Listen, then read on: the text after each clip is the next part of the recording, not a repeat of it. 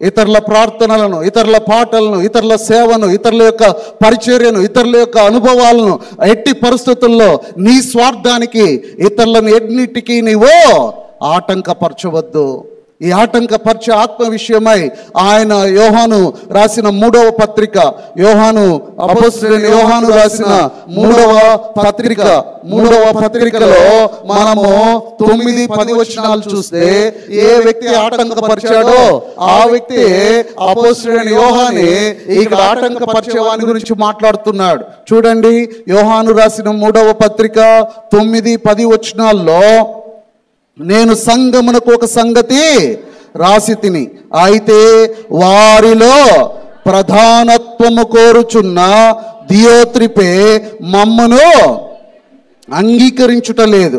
వాడు మమ్మను గూర్చి చెడు మాటలు వదురుచు అది చాలదన్నట్టుగా సహోదరులను తానే చేర్చుకొనక వారిని చేర్చుకొన మనసు గలవారిని కూడా ఆటంకపరచుచు సంఘములో నుండి వారిని వెలివేయుచున్నాడు. అందుచేత నేను వచ్చినప్పుడు వాడు చేయుచున్న క్రియను జ్ఞాపకము చేసుకొందును. దియోత్రిపే ఏం చేస్తున్నాడండి? ఈయన యోహాను వాళ్ళకు ఒక లెటర్ రాశాడు, ఒక సందర్భాన్ని రాశాడు. ఆనాడు అనేకులు సువార్తను యెరూషలేము నుండి ప్రకటించుకుంటూ వెళ్తూ ఉండగా ఆయా అక్కడున్న సంఘాలు వారిని చేర్చుకొని వారితో సేవ చేయాల్సిన పరిస్థితి ఉండే ఆ కాలంలో. ఈ యొక్క పరిచర్య, ఆ యొక్క మిషనరీ జర్నీస్లో మేము మూవ్ అవుతూ ఉన్నప్పుడు అనేకులు మమ్మల్ని చేర్చుకునే అనుభవం ఉంటుంది. మేము బ్రేక్ఫాస్ట్ టైంకి బ్రేక్ఫాస్ట్ దేవుడు సేవకుల ద్వారా, మా యొక్క స్నేహితుల ద్వారా, పరిచర్య ద్వారా వారు తీసుకొస్తూ ఉంటారు. ఆనాటికి పరిచర్య కూడా అంతే. ఏ జోబులో ఏమీ లేకుండా వారు వెళ్తున్న అనుభవంలో అనేకులు వారిని సంఘాలు, అక్కడున్న చిన్న చిన్న సంఘాలు, కుటుంబాలు వాళ్ళని చేర్చుకొని వారికి ఆతిథ్యం ఇచ్చే పరిస్థితి ఉంటే, ఈ దియోత్రిపే అనే వ్యక్తి ఆ సంఘంలో ప్రధానత్వాన్ని కోరుకునేవాడు, ఎల్డర్గా ఉండాలని కోరుకునేవాడు, పదవిలో ఉండాలని కోరుకునేవాడు. ఏం చేస్తున్నాడట?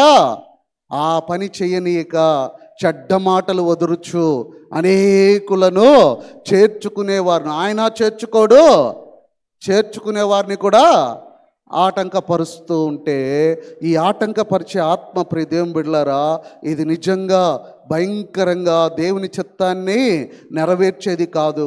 సంఘంలోనూ, సమాజంలోనూ, మన కుటుంబాల్లోనూ గలిబిలిగా ఏర్పాటు చేసేది. మనం ఎవరినైనా ఆటంకపరిచినప్పుడు దేవుని చిత్తాన్ని నెరవేర్చకుండా చేస్తాం. అంతేకాదు, దాని కొరకు భయంకరమైన తీర్పు ఒకటి రాబోతుంది.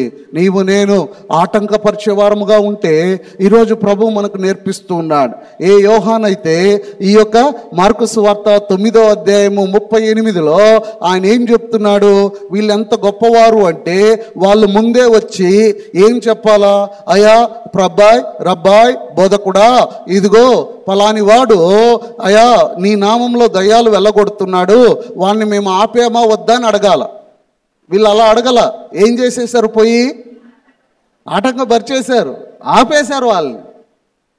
ఆటంకపరిచేది ఏదో గొప్ప విషయం అని తీసుకొచ్చి చెప్తూ ఉంటే, ఇప్పుడు యోహాను చెప్పాడు మేము అన్ని ఆటంకపరిచామని. ఇదే యోహాను ఆ యొక్క 3వ పత్రికలో 9-10 వచనాల్లో దియోత్రిపేను చూసి మాట్లాడుతూ అంటాడు, ఓ దియోత్రిపే, నువ్వు ఇతరులను ఆటంకపరచడం మంచిది కాదు. ఆటంకపరచడం దేవుని చిత్తాన్ని ఆపివేసే పని, దేవుని కార్యాన్ని ఆపివేసే పని. ఈ యొక్క ఆటంకపరిచే వ్యక్తుల్ని మనము జాగ్రత్తగా గమనించవచ్చు. వాళ్ళ క్యారెక్టర్ ఏంటి, వాళ్ళ యొక్క గోల్ ఏంటి? ఇదే 3వ యోహాను పత్రిక. వీళ్ళు ఆటంకపరిచే వాళ్ళకి ఎందుకు మారుతారు అంటే, they have their own personal selfish purpose. దియోత్రిపేకున్న పర్పస్ ఏంటి? అక్కడ ఏం కోరుతున్నాడు ఆయన? ప్రధానత్వము కోరుకున్నవాడైన వాడు కనుక ప్రతి ఒక్కడిని వాడు ఆటంకపరుచుకుంటూ వెళ్తాడు. నువ్వు చేయకూడదు, అది చేయకూడదు, ఇట్లా చేయకూడదు, అట్లా చేయకూడదు. ఈ యొక్క ఆటంకపరిచే కొలది ఒక భయంకరమైన ప్రెషర్ ఆ కుటుంబాల్లోనూ, ఆ సంఘాల్లోనూ పెరుగుతుంది.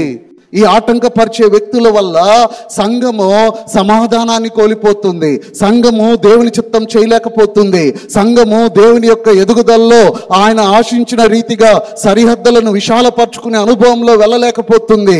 ఏది దేవుని చిత్తమో, ఏది దేవుని మార్గమో, ఏది దేవుని యొక్క ఆదేశమో, ఏది దేవుడు మనకు రాయిచ్చి ఉన్నాడో వాటిని చేయకుండా ఈ ఆటంకపరిచే మనుషులు మన మధ్య విశ్వాసపు ముసుగు వేసుకొని అనేక మందిని వారు ఆటంకపరుస్తున్నారు.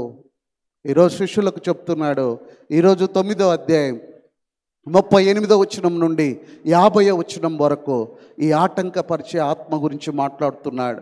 ఆటంకపరచకూడదు. మనము సేవలో, సంఘములో ఎట్టి పరిస్థితుల్లో కూడా శిష్యులు యేసయ్యతో ప్రయాణమవుతున్నప్పుడు, అయ్యా మేము ఒక ఆటంకపరిచామంటే యేసు ప్రభు వారు ఎలా స్పందించాడో, ఆయన ఏం చెప్పాడో, ఏ విషయం ద్వారా ఆయనకు మనకు నేర్పిస్తున్నాడో ఒక 4 సత్యాల్ని ఇక్కడ ప్రభువు మనకు నేర్పిస్తున్నాడు. హౌ టు ఓవర్కమ్ ఈ యొక్క హిండ్రెన్స్ చేసే వాళ్ళ నుండి మనం ఒకవేళ ఆటంకపరిచే వారముగా ఒకవేళ మనం ముందు ఉంటే ఎలా మనల్ని మనం సరిచేసుకోవాలి, ఎలా ఈ సేవలో ముందుకు వెళ్ళాలి.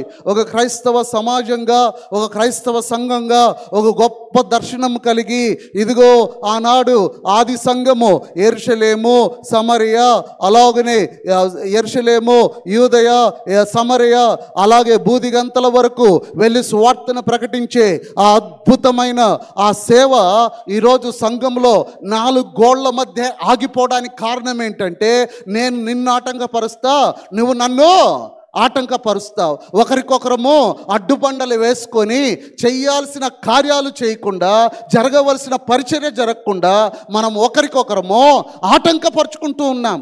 అందుకని భయంకరమైన స్థితిలో ఎక్కడ వేసిన గొంగలి అక్కడేలాగా మన సంఘాలు ఆగిపోయాయి.